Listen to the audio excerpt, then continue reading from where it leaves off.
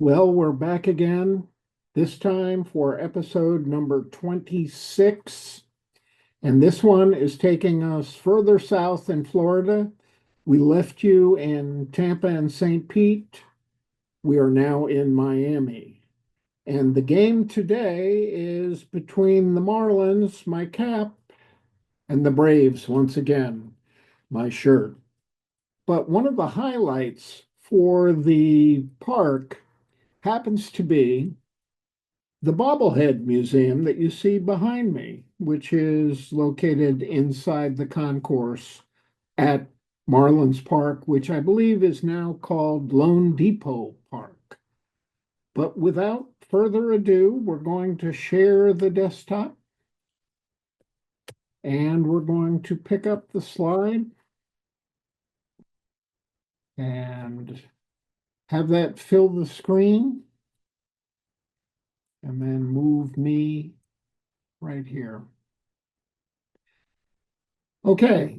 We left you in Tampa St. Pete. What we did, leaving that neck of the woods, is we drove down the western side of Florida till we hit the very bottom of the Florida Peninsula.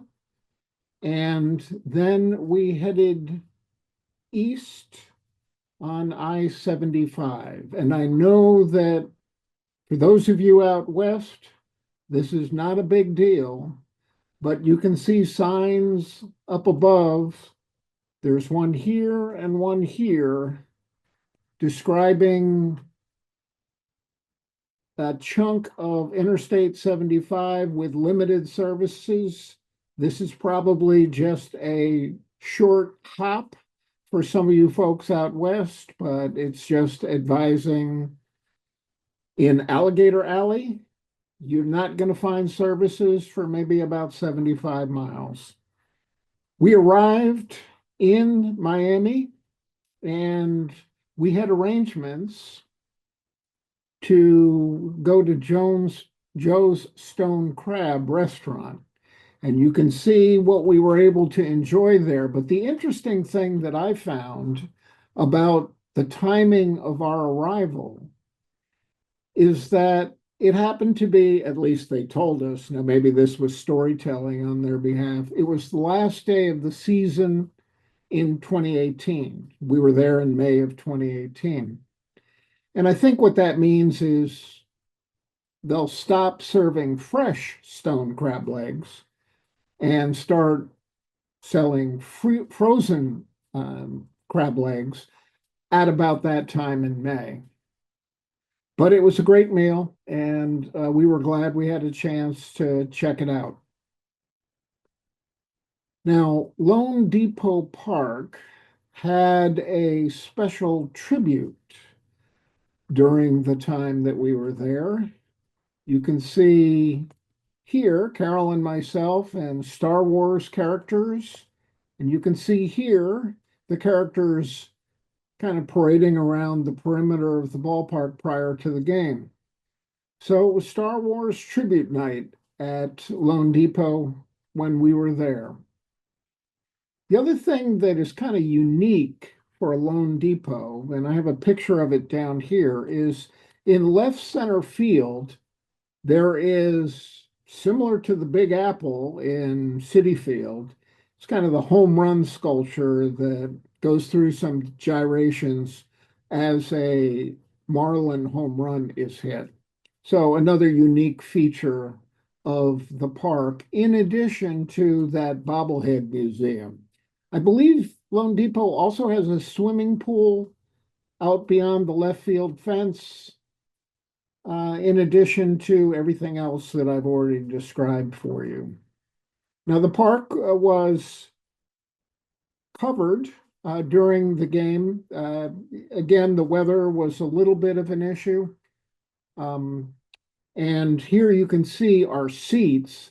As this says, we were only 8 rows back, and so we had a great set of seats for capturing player pictures as well as just the aspects of the ballpark when we were there.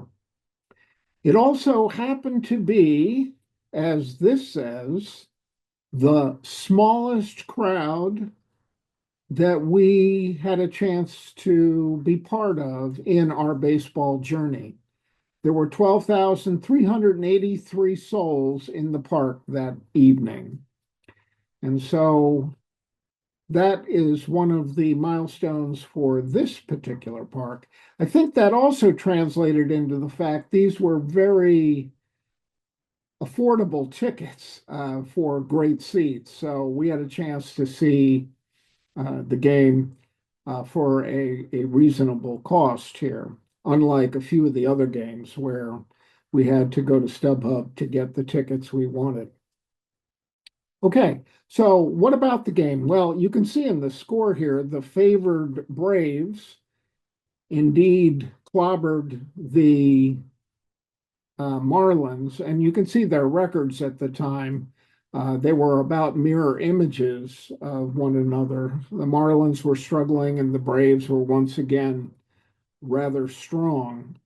There were a total of 22 hits in this game, but it was pretty equally balanced in terms of number of hits between Atlanta and the Marlins. I think Atlanta had 12 and Atlanta had 10 of those hits.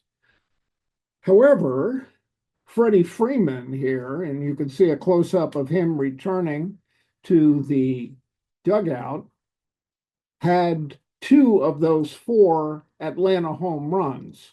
So there were a total of four home runs for the Braves and none for the Marlins, contributing to the 10-5 score. However, the Marlins did make it interesting. They tied up the game in the fourth inning.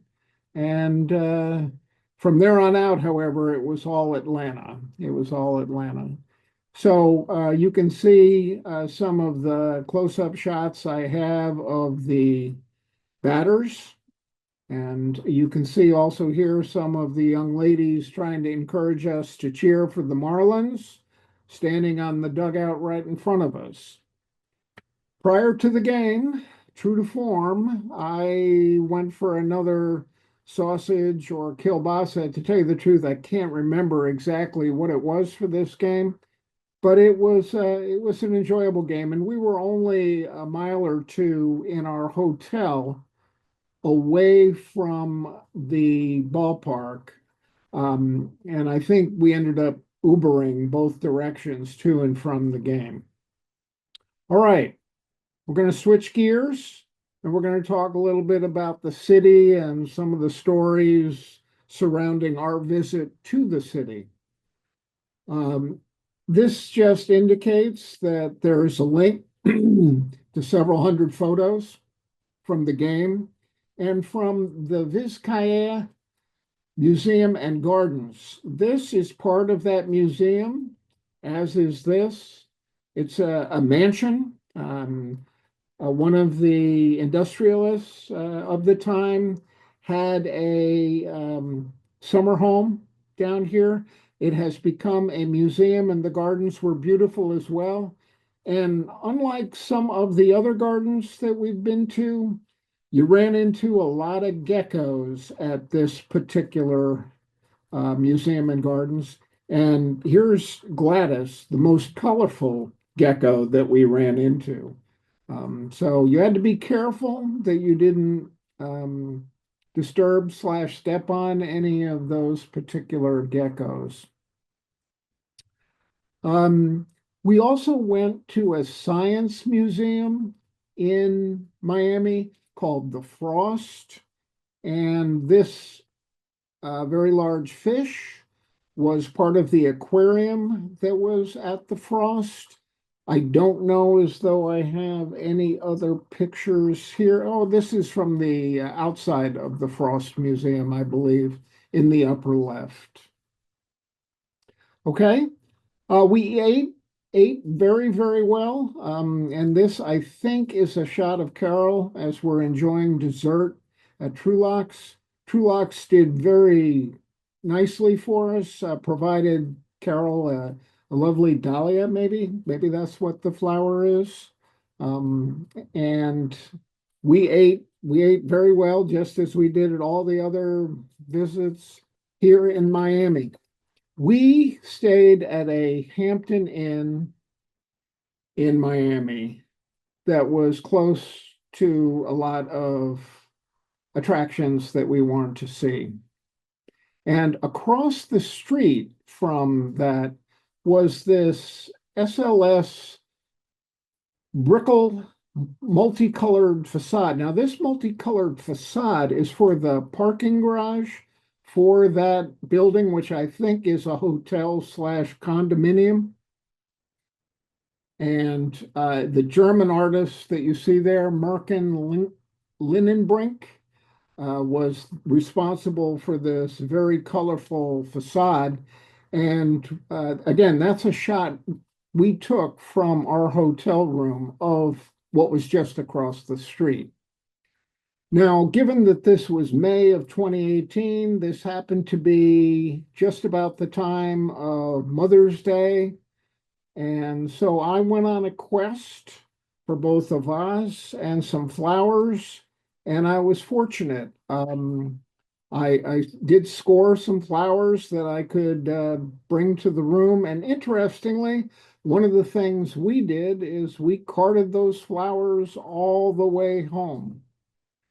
As we departed Miami, what we did is we headed north on the now east side of Florida, having come south down the west side of Florida.